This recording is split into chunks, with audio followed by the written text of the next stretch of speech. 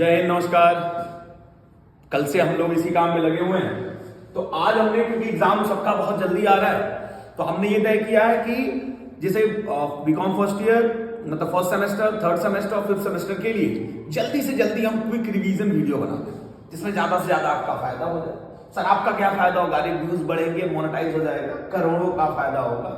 ऐसा कुछ नहीं होगा, बस आप अच्छा नंबर पा जाओ, यही करते हैं। चलिए, आज हम लोग फिलहाल आज का शुरू कर रहे हैं, वो है बीकॉम थर्ड सेमेस्टर का। अब उसका एक सबसे इंपॉर्टेंट सब्जेक्ट है आपका कॉस्ट अकाउंटिंग, और हमारा टारगेट है आज इसको 10 वीडियो में पूरा कॉस्ट अकाउंटिंग कंप्लीट करना है। और भी बहुत छोटे छोटे वीडियोस होंगे, तो उसमें पूरा सब्जेक्ट को कवर कर दे रहे हैं आपके 10 वीडियो में। तो ये पहला हो जाएगा आपका। पहला आपका है मटेरियल। हमने ऑलरेडी लिख रखा है टाइम बचाने के लिए, आप लोग स्क्रीनशॉट ले लेना। वैसे आप तो ले ही लोगे स्क्रीनशॉट, ये सब काम में तो आप मास्टर हो। कॉन्सेप्ट यहां से शुरू होता है मटेरियल का। पहले बोलते हैं हम लोग कॉस्ट की, जब भी बात करते हैं तो मेजरली कॉस्ट हम लोग बात करते हैं, तो वहां पे आता है मटेरियल, दूसरे नंबर पे आता है लेबर, और तीसरे नंबर पे आता है ओवरहेड्स। अगर हम इन तीनों को मिलाएंगे तो किसी भी चीज की, चाहे वो गुड्स हो चाहे सर्विस हो, उसकी कॉस्टिंग होती है। यही मेजर स्कोप है, इसी को कहते हैं एलिमेंट ऑफ कॉस्ट। इसी को हम कह देते हैं element of cost, material, labour और ओवरहेड्स। तो हम बेसिक शुरू कर रहे हैं। सबसे पहला शुरू कर the most important materials. Concept यहां से शुरू होगा, स्कोप ऑफ मटेरियल कंट्रोल। जो भी हमारा भाई गुड्स या सर्विस का प्रोडक्शन हो रहा है, उसमें हम मटेरियल का कंट्रोल कैसे करेंगे, वो हमारा पूरा स्टेप दिया हुआ, यही आपका पूरा सिलेबस है। उसमें पहला कॉन्सेप्ट है टेक्निक ऑफ मटेरियल कंट्रोल। ये कुछ टेक्निक्स आपके सिलेबस में 6 टेक्निक्स दिए हुए हैं। सर सबसे पहला टेक्निक है एबीसी एनालिसिस।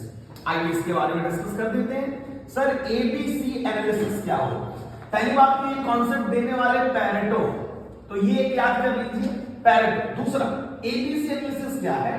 तो ए बी सी ये कैटेगराइजेशन। ए का मतलब हाई वैल्यू, बी का मतलब मीडियम और सी का मतलब लो। मतलब ये कि अगर हम स्टॉक को कंट्रोल कर रहे हैं, किसी भी रॉ मटेरियल को कंट्रोल कर रहे हैं, तो सबसे पहला हमारा कंट्रोल जो ध्यान ज्यादा जाएगा वो ए कैटेगरी पे जाएगा, फिर बी कैटेगरी पे जाएगा और फिर सी कैटेगरी पे। इसका मतलब प्रोडक्शन में जो रॉ मटेरियल्स हैं उसको हमने कैटेगरी कर रखा है। जैसे ये कि बरसात आएगी तो सबसे पहले आप उन सामान को अपने घर के अंदर करोगे जो ज्यादा वैल्यूएबल होगा, तो उसको जल्दी से आप पिक करते हो कि चलो जल्दी से हम बचा लें। जैसे हम बारिश में जा रहे हैं, बारिश में भीग रहे हैं, तो सबसे पहले हम अपना मोबाइल बचाएंगे, फिर बाकी चीजें हम बचाने का, वॉलेट बचाएंगे, घड़ी बचाएंगे, फिर हम बाकी चीजें बचाएंगे। तो ये वैसी कैटेगरी है एबीसी एनालिसिस का। चलिए दूसरे की बात कर देते हैं, डिटर्मिनेशन ऑफ स्टॉक लेवल।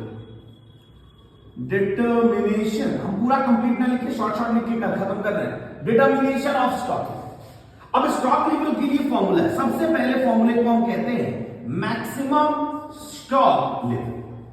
अब मैक्सिमम स्टॉक लेवल का फॉर्मूला यहां से हो जाता है reorder level plus reorder quantity minus bracket minimum consumption into minimum reorder period. ये फॉर्मूला हमारा हो जाता है मैक्सिमम स्टॉक लेवल। ये हमारा हो गया मैक्सिमम स्टॉक लेवल। आप साथ साथ लिखते चलेंगे। दूसरा मिनिमम स्टॉक लेवल। सर ये मिनिमम स्टॉक लेवल का हमारा फॉर्मूला क्या यूज होगा? तो हम यहां पे फॉर्मूला यूज करेंगे मिनिमम स्टॉक लेवल का। यहां पे हम यूज करेंगे बाबू reorder level minus normal consumption. अब किसी क्वेश्चन में अगर नॉर्मल कंजम्पशन ना दे तो एवरेज कंजम्पशन, और फिर आपका हो जाएगा नॉर्मल रीऑर्डर पीरियड। ये आपका हो गया minimum stock level. Reorder level minus normal consumption into normal reorder period. फिर थर्ड हम बात करेंगे यहां पे रीऑर्डर लेवल। किसकी बात करेंगे सर हम लोग? Reorder level. अब रीऑर्डर लेवल का हमारा फॉर्मूला क्या जाएगा? Maximum consumption into maximum reorder period. अब यहां से हम पहले ये दोनों निकालने से पहले हम पहले रीऑर्डर लेवल निकालेंगे, जो लिखेगा maximum consumption into maximum reorder period. जब हम निकालेंगे रीऑर्डर लेवल, तब हम वैल्यू पुट करेंगे रीऑर्डर लेवल। रीऑर्डर क्वांटिटी दी रहती है, जब हम दोबारा ऑर्डर करेंगे तो कितनी क्वांटिटी ऑर्डर करेंगे, क्वेश्चन में गिवन होता है। फॉर एग्जांपल एक क्वेश्चन दे देते हैं, हम चाहेंगे कि हमारे पास इधर शिफ्ट किया जाए, ये यहां पे हम लोग आ जाएंगे। जैसे मान लीजिए हम यहां पे बात कर लेते हैं मिनिमम कंजम्पशन, तो मिनिमम कंजम्पशन मान लीजिए है हमारा 100 यूनिट्स, और हम यहां पे बात कर लेते हैं मिनिमम रीऑर्डर, तो रीऑर्डर पीरियड देख लेते हैं। रीऑर्डर पीरियड तो ये हो जाता है बाबू मान लीजिए 6 to 8 वीक्स। तो अब इस क्वेश्चन में 6 to 8 वीक्स का मतलब क्या हुआ, 6 हो जाएगा आपका मिनिमम रीऑर्डर पीरियड और ये हो जाएगा मैक्सिमम, मतलब मैक्सिमम टू मैक्सिमम 8 वीक में सामान आपका आएगा, और मिनिमम का मतलब 6। तो इसके अनुसार हम लोग कैलकुलेट करते चले जाते हैं। अच्छा, मैक्सिमम कंजम्पशन मान लीजिए क्वेश्चन में दिया हो, तो मान लीजिए ये हो गया 150 यूनिट्स। तो अगर रीऑर्डर लेवल निकालना होगा तो मैक्सिमम कंजम्पशन एक हफ्ते में, ये बेसिकली क्वेश्चन मान लो वीक में बनता है, मंथ में आ सकता है, तो 150 मान लीजिए यूनिट्स हो गया, और मैक्सिमम रीऑर्डर पीरियड कितना है 1, तो आप मल्टीप्लाई करोगे 0 40 1200 यूनिट्स, तो ये आपका हो गया रीऑर्डर। तो ऐसे कैलकुलेशन आप करते चले जाओ। फिर इसी में एक और आता है सर, रीऑर्डर लेवल के बाद हम एक और चीज देखते हैं सर, एवरेज स्टॉक लेवल।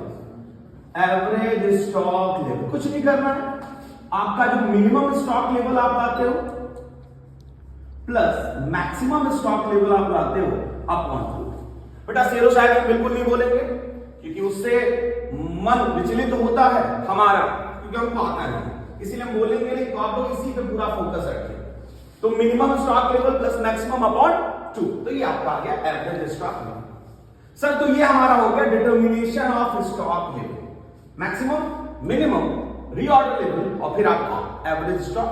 अच्छा, फिर हम इसमें और आगे बढ़ जाएंगे और उम्मीद करेंगे आप लोग इसको लिख लेंगे साथ ही साथ। चलिए, इसके बाद एक और पॉइंट टेक्निक में आता है हमारा EOQ, the most important topic, economic order quantity. अच्छा, एक कॉन्सेप्ट इसके बारे में बता दें, वैसे थोड़ा सा जल्दी पढ़ाना पड़ रहा है इसलिए बहुत डिटेल हम कर नहीं पा रहे हैं, लेकिन ये बहुत अच्छे अच्छे टॉपिक्स हैं, आपको कभी मौका मिला तो हम डिटेल वीडियो बनाएंगे। रीऑर्डर क्वांटिटी, रीऑर्डर क्वांटिटी ये नहीं कहता है कि सबसे इकोनॉमिकल, सबसे चीप होगा, लेकिन ये कहता है हमेशा ये इकोनॉमिकल होगा। अब इकोनॉमिकल किस सेंस में, दो सेंस में, एक को कहा जाता है ऑर्डरिंग कॉस्ट, देखिए हमारी फाइनल सेट आ गई है, अभी नहीं जाएंगे बच्चों के लिए वीडियो, ऑर्डरिंग कॉस्ट, और दूसरा आता है कैरिंग कॉस्ट, मतलब ऑर्डर करने में भी खर्चा लगता है और कैरी करने में भी खर्चा लगता है। ऑर्डर करने में बहुत सारे, आप ऐसे समझ लीजिए कि टेंडर बनाना पड़ना, सारी चीजें, स्टेशनरी, नेट का यूज, वो सारी चीजें आती हैं। कैरिंग कॉस्ट में आता है ट्रांसपोर्टेशन का खर्चा, इंश्योरेंस का खर्चा, वो सारी चीजें। तो ये कहता है कि अगर आप EOQ लेवल पे ऑर्डर करोगे तो ये दोनों इकोनॉमिकल पड़ेगा, सबसे चीप नहीं। एक मिथ है जो हम क्लियर करते हैं। कैसे कैलकुलेट होता है EOQ, तो EOQ का फॉर्मूला हो जाता है 2 into AC into OC upon CC PU PA, pupa भी कह सकते हैं CC PU PA। सर होता क्या, ये अंडर रूट है। AC का मतलब होता है एनुअल कंजम्पशन, एनुअल या एवरेज कंजम्पशन, जो भी आपके क्वेश्चन में जैसा है। फिर आता है सर आपका OC मतलब ऑर्डरिंग कॉस्ट, हम पहले बता चुके हैं, ordering cost per order. CC PU PA पूरा हो जाएगा बाबू कैरिंग कॉस्ट पर यूनिट पर order, per annum, per unit per annum. तो ये एक कैलकुलेशन आपको मिलेगा जिससे आपको ये पता चलेगा आपका EOQ लेवल क्या है। अच्छा फॉर्मूला है जिस पे ध्यान रखेंगे। फिर फटाफट हम आगे बढ़ जाएंगे, तो फिर आता है हमारा परपेचुअल इन्वेंटरी सिस्टम और पीरियोडिक एनुअल इन्वेंटरी सिस्टम। इन दोनों का एक ही काम है कि हम रखे हुए स्टोर में, जो गोडाउन है उसमें हम सामान जब स्टोर किए हैं तो उसका हम कहते हैं ना कि इन्वेस्टिगेशन कैसे करें, जांच पड़ताल कैसे करें। तो परपेचुअल कहता है ये कंटिन्यूअस होगा, बार बार चेक किया जाएगा, बार बार हम जाएंगे स्टोर में, बार बार हम चेक करेंगे, फिजिकल वेरिफिकेशन करेंगे। पीरियोडिक कहता है नहीं, आखिरी में चलेंगे, एंड ऑफ फाइनेंशियल ईयर 31 मार्च को चलेंगे, एक बार देखेंगे कितना है कितना नहीं है, फिर अगले साल जाएंगे। तो सबके कुछ पॉजिटिव, सबके कुछ नेगेटिव्स हैं, वो बात की बात है। लेकिन आप ये समझ लीजिए, परपेचुअल का मतलब कंटिन्यूअस चेकिंग होगी और पीरियोडिक का मतलब एंड में चेकिंग होगी। चलिए लास्ट आता है वेट। अब वेट क्या है सर? ये स्पेयर पार्ट्स के लिए होता है। जो भी हमारे बिजनेसेस में बहुत सारे factories, production house, producing house में बाबू स्पेयर पार्ट्स की नीड होती है, क्योंकि मशीन है, खराब होते रहते हैं, सारी चीजें हैं, तो उसके लिए वेट एनालिसिस पढ़ाया जाता है। अब उसका मतलब क्या होता है? वेट को अगर हम इसको थोड़ा सा कंप्लीट करें तो ऐसे होगा, वाइटल, इसेंशियल और डिजायरेबल। अब इसमें भी स्पेयर पार्ट्स में भी कंडीशन लगाती है। जरूरी नहीं कि हर स्पेयर पार्ट्स उतना ही इक्विवेलेंट इंपॉर्टेंट है, तो इसीलिए हर एक स्पेयर पार्ट्स में लेवल लगा दिया कि ये वाइटल है। इसका मतलब उसके लिए ज्यादा कंट्रोल रखा जाएगा, उसके लिए ज्यादा ध्यान रखा जाएगा। अरे भाई सिंपल सी बात है, सोना रखा हो, कोयला रखा हो, तो आप सबसे पहले किसका ध्यान रखेंगे? अब कुछ बच्चे कहेंगे सर कोयले का। अरे नहीं नालायक, हम लोग ध्यान रखेंगे गोल्ड का, क्योंकि होता ना कि वो सोना लूटा जाए, कोयले पे छापा पड़े, तो ऐसा नहीं होता। सोना बचाना, इट मींस वाइटल, इसेंशियल और डिजायरेबल, इस कंडीशन के साथ हम चलेंगे।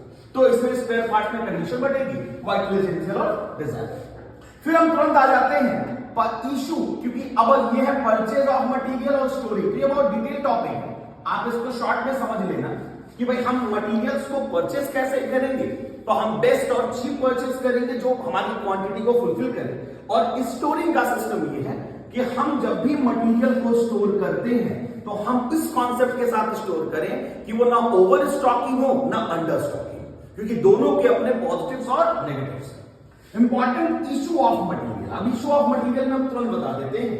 मटेरियल इशू आपका कई तरह से, इशू का मतलब बता रहे हैं। जैसे मान लीजिए कि आपका गोडाउन हो गया और ये मान लीजिए आपका प्रोडक्शन हो गया, ये गोडाउन हो गया, ये प्रोडक्शन हो गया। तो गोडाउन से प्रोडक्शन हाउस अगर मटेरियल जा रहा है तो ये इशू कैसे होगा, इसी को हमको समझना। तो ज्यादा डिटेल में जाते हम आपको बताते हैं। पहला तरीका होता है बाबू FIFO. FIFO, first in first out. अगर हम भंडारे में पहले प्लेट उठाए हैं तो पहले पूरी हमको मिलेगी, उसको कहते हैं हम लोग FIFO, first in first out. Important इसमें जानना क्या है, जब भी हम बात फर्स्ट इन फर्स्ट आउट की करेंगे तो ये सूटेबल है जब उस सामान की प्राइस गिर रही है, फॉलिंग प्राइस के समय ये सूटेबल। ये की पॉइंट है जो आपके एमसीक्यू में आए।